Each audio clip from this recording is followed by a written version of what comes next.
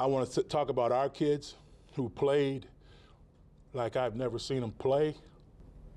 Weren't perfect, but ran the ball against a team that people said we couldn't run the ball against them, and just played their hearts out for each other. We all got to defend. You got to defend. I want to say I appreciate the fans who clapped those young men in and gave them support. Keep the heads up. Keep the heads up, boys. We belong here, boys. Come on. We belong here. Let's go. And showed them that they cared when they could have just as easily turned their backs on them through all the things we've been through. So if you got questions, ask your questions. Every day is a battle we embrace, a fight that we will win, a future that we are ready for. Every player is a dreamer, a believer, a leader. Our coach, a true teacher, true mentor, true friend. The stronger family won tonight.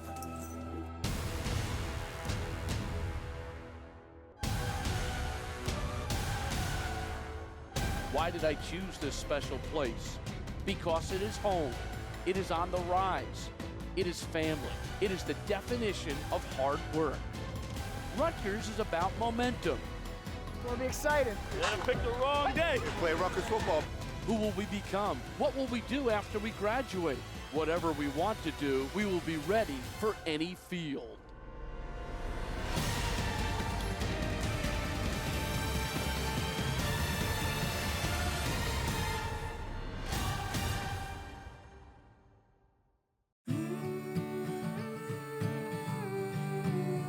My first impression of Coach Flood was that he was serious. I felt he was really, really serious, and he seemed to be fatherly. Like, I'm older than him, but he just seems fatherly. And from an aspect of being fatherly, I felt comfortable that that's a good person for my son to be under. Well, actually, I love Coach Flood. He's really kind of opened and welcomed Kyle to New Jersey, so that was comforting for me, coming from Florida and being so far away from home. Keith having a second father, basically, so that all tied into the whole family idea, which was great for him because he really needed to know that he would have somebody that was on his back just as much as we were. Oh, Coach Flood is the best. He's just, being a former teacher and such a good family man, you can just tell how much he cares for the boys. He's taught him the value of life and how you can succeed, and if you don't, you just go out there and try it again.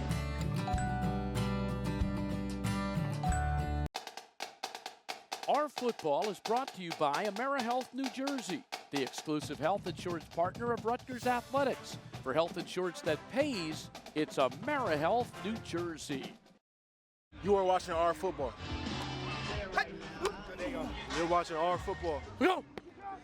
You're watching RFootball.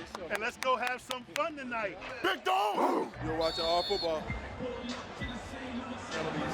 Making good decisions, making good tackles. I like that. What you said. Y'all should be ready to go. You're watching RFootball.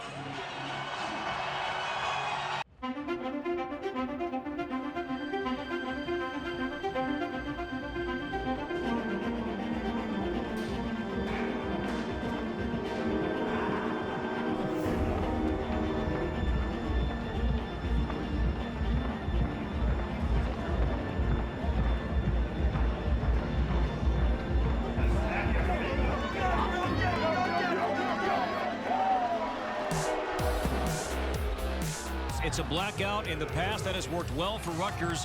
How much of an impact can it have again tonight? Well, the blackout will be loud tonight. One of the best primetime venues in all of the Big Ten. It'll be nice and loud for those number 4 Michigan State Spartans coming to town, and Rutgers will need it because Michigan State is a good football team. This ain't Spartan, this is Jersey. Let's go, win on 3. 1, 2, 3. Tonight, we unite in black. The crowd at High Point Solutions Stadium was deafening, a crowd of over 50,000 on the banks of the old Raritan as Rutgers took the field. And the defense had something to prove against the number 4 ranked team in the nation. The first third down drive. First third down facing on its opening drive here tonight. Cook has to roll. Still searching. He throws, and it's knocked away, incomplete. Good blitz by Rutgers. After forcing a big third down, the special teams kept the game scoreless, the way they know best. And it's blocked. That kick is blocked. There it is, number 1 of the season. It's a loose football. Rutgers has been doing that for a long time. Since 2009, no team in college football has more block punts or block kicks than the Scarlet Knights, and that's their first this season. With the Scarlet Knights applying pressure and the home fans rallying, RU forced Michigan State out of their game. From its own 28, Connor Cook back to throw on first down. Hit as he throws, and it's incomplete. Cook has only been sacked 1 time all season long, and that time the Scarlet Knights brought the pressure from Quanzel Lambert. With their blitz schemes all night long to confuse that protection scheme of Michigan State. Michigan State's punter Jake Hartbarger averaging 45 yards per punt. Low snap! And the punt will be a low liner that'll work its way out of bounds. And once again, Michigan State with a special teams mishap. 11 yards, that's it. Hartbarger and company will head back to the sidelines, and Rutgers set up. Good field position. Michigan State 1 of 3 on third down. Here comes the pressure. Cook hit as he throws, incomplete. There's Quentin Gauze once again bringing it for Rutgers. Jay Shelton in motion. Cook on the rollout. Has all sorts of time to the end zone. He goes. It's caught. And a touchdown for Michigan State. Michigan State withstood the all-out assault to score first, but Rutgers answered quickly. And they will go on the ground and a hole. And a big one it is. Paul James, the 10, and tripped up at around the 6. The senior from Glassboro, New Jersey, Paul James. James' career-long 72-yard run set the stage for another captain to shine as he made a triumphant return to the gridiron.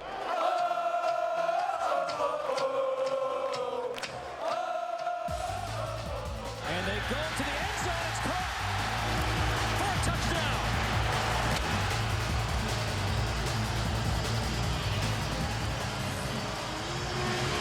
And that was a bullet by Laviano. Here they come again. From the outside, and Cook is sacked for just the 2nd time this season.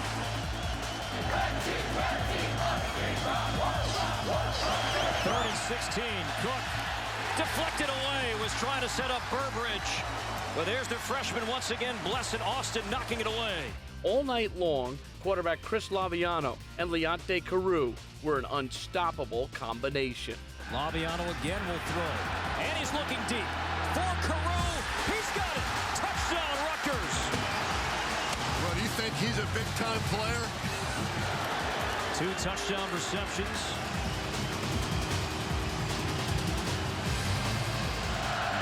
And Shelton will get the pitch. And he's dropped for a loss. Anthony Chaffee, the junior from Springfield, New Jersey, got to the backfield. And a sound defensive play. Down by 4. Cook will fake the handoff with time over the middle, and it's tipped. Kai Hester is going to be ruled with a catch and an interception. Rutgers never took their foot off the gas pedal. Drive for drive, hit for hit. This was Big Ten football at its best.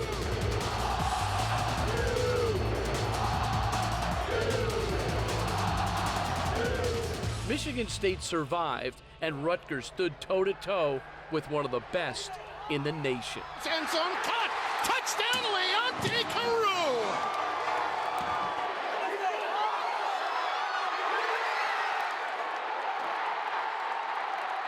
Laviano to Carew for the 3rd time tonight. After the game, there was a great deal of mutual respect, and the Scarlet Knights left the field with the full knowledge that they can play on equal footing with anyone on their schedule.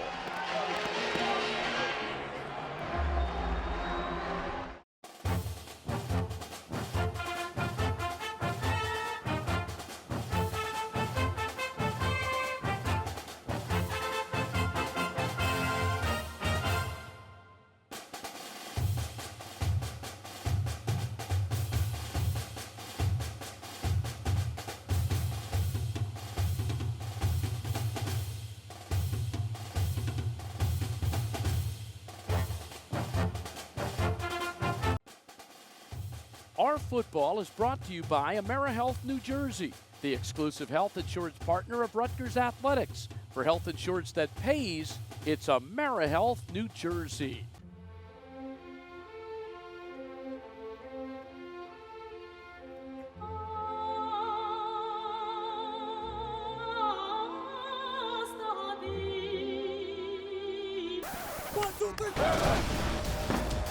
Sadly trying to get away. Won't! Taken down. What incredible effort! You talk about hostile environments. This is a hostile environment.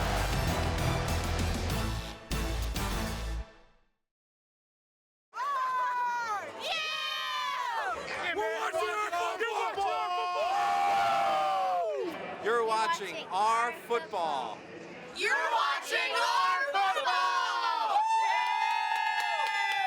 The first story is when he was born. My doctor said, look at his long arms. He's gonna be 6'8", every bit of it when he grows up. And we were like, yeah, how can you tell? He was like, because his arms are almost down to his knees. And we were like, no way. And the doctor was right. 6'8", 310 pounds. He's every bit what that doctor said. As far as I can remember, he was a crybaby.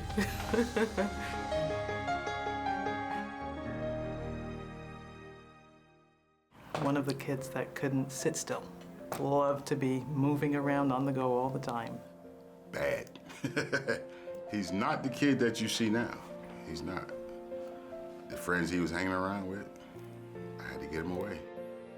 The school would call me every day. He had detention and all types of stuff, and I just couldn't take it. We decided that for a better education, we wanted him to go to a school that was a couple of towns away. So the adjustment was tough at first. It was, you know, more homework, more everything. He persevered. He made it through all the way. I watched him watch his friends, his old friends, walk up the street, and he just looked at him, and he just looked at him. I stared at him, and he shook his head, and he told me, thanks, Dad. And it was over. He actually appreciated what we did for him. How you doing? I'm Keith Lumpin Jr. I'm from Montclair, New Jersey. I'm a fifth-year senior at Rutgers this year, offensive lineman, and now I'm going to take you through my history at St. Peter's Prep.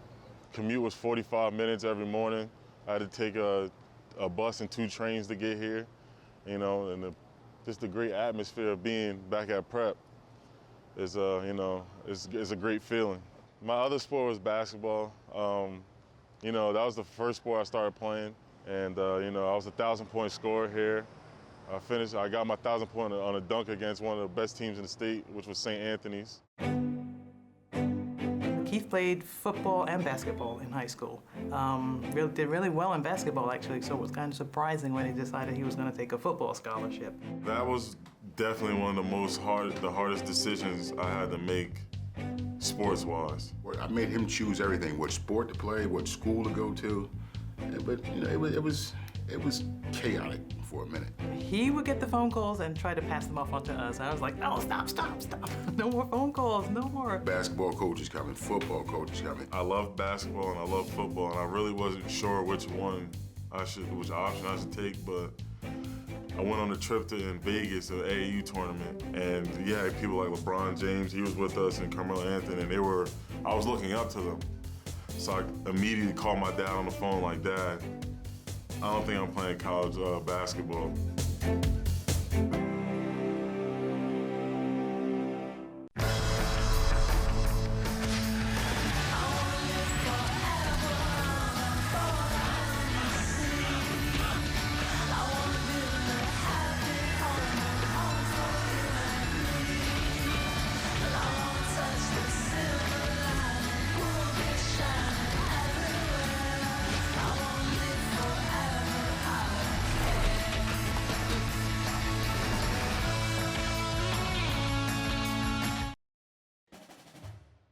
RFootball is brought to you by AmeriHealth New Jersey, the exclusive health insurance partner of Rutgers Athletics. For health insurance that pays, it's AmeriHealth New Jersey.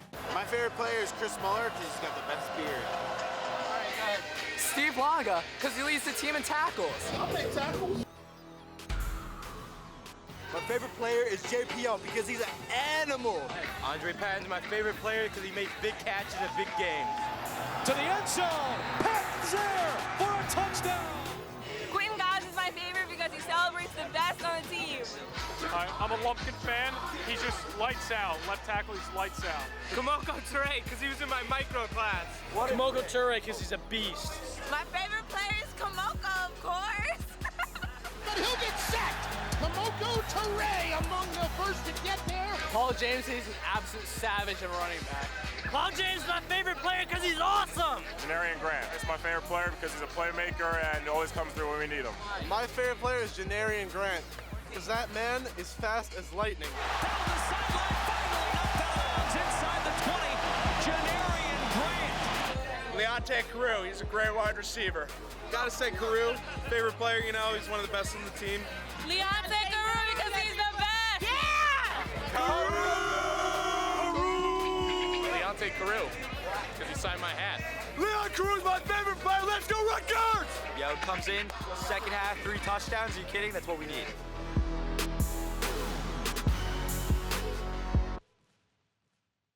Ultimately, what makes Leonte the player that he is are all the things that people don't see. They're all the things from Sunday to Friday that go into him making sure he prepares the right way. Carew goes up, makes the catch for the touchdown. Touchdown! Guess who? It's Carew in the back of the end zone. That's what sets Leonte Carew different from every wide receiver in the Big Ten. He is a technician at running routes. Looking for it all. Deep downfield for Carew. He's got it, stays on his feet, and takes the touchdown.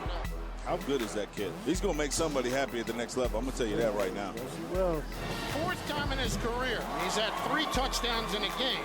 No other Rutgers receiver has 2 games. Welcome back, Leonte Carew. The Rutgers-Michigan State game was a thriller in every way, from Paul James' electrifying run to Leonte Carew's 4th 3-touchdown game of his career, from 50,000 fans stuffing at the High Point Solutions Stadium to the Rutgers D stuffing the Spartans' powerful rushing attack for much of the evening. The Scarlet Knights never stopped fighting against an undefeated 4th-ranked team. All the more reason interim head coach Norris Wilson was emotional after the game. We haven't seen like this. Where's this emotion come from? Just the way the loss? No. It comes from taking away a chance to win from some guys who played real hard. At the end of the day, I don't think it's Coach Wilson's fault. Like he didn't lose that game. We lost that game as a team. And Coach Wilson is being hard on himself, but I know that we lost the game, all of us. We lost the game together, and there's a lot of plays that we could have made that could have changed the outcome of the game. Cook will drop the throw. Pressure coming. Dumps it on the middle. Incomplete. He was pressured immediately. Quanzel Lambert, who came right up the gut. I think Joe had a good plan. I think we came free a couple times. Got some hits on the quarterback, made him throw some balls away. So, 1st and goal at the 8. Here's a fake handoff. Cook firing back in the end zone and picked out of the air. Was he inbounds? Yes, it is an interception for Rutgers. I thought in the first half that we played very good 1st and 2nd down defense. I thought that we were struggling on 3rd down, and that was a big 3rd down play. And it got us, got the defense off the field and stopped a going ahead drive or an opportunity to kick a field goal to make it 14-13. So I thought it was a huge turnover for us to get. Yeah, he played a huge game, and it's great seeing the guy right next to you having a hell of a game. And he was really in the playbook, studying. He was in the film room. We were all getting together, and it unfolds in the game. You see it happening in front of your face, and you're 1 second faster. So he played a great game. The Rutgers team got contributions from a myriad of players on Saturday. They also showed the togetherness which has long defined this program, the meaning of family displayed throughout. The splendid teamwork was on display on the football field and afterwards in the locker room when the players had a chance to reflect. I would say like we went out and I would say yes, but we came together and we accomplished. I felt like the whole game is playing 60 minutes hard, but we got to finish as a team. Yeah, it is. We stuck together the whole game. I mean, and then even in the locker room, kids were down, but it's a pick-me-up mentality. And tomorrow we have to get the corrections down and move on. It's just about the family, you know. It's about our team. You know, everybody plays for each other, and it just shows how much you care. If you got a team that cares, you know, it's hard to beat a team that cares, and that's what showed tonight. So as Rutgers marches on to Indiana this weekend, they do so with their head coach returning to the sidelines. Earlier this week, he had a chance to meet with the media to look back and look ahead and discuss the awesome responsibility he embraces. I would also like to take a moment and thank Norris Wilson, somebody who accepted the responsibility of being the interim head coach when I was unable to be there. I thought he did an excellent job. I've been proud to have Norris on my staff for a couple of years now, and this situation only served to strengthen how strongly I feel about him, not only as a football coach, but as a leader of men and a person. And now we've got a great opportunity this week to move our program forward, playing against a great opponent on the road in Indiana. And I know that I'm looking forward to it, certainly to get back on the sideline, but our team's looking forward to it as well. Thank you.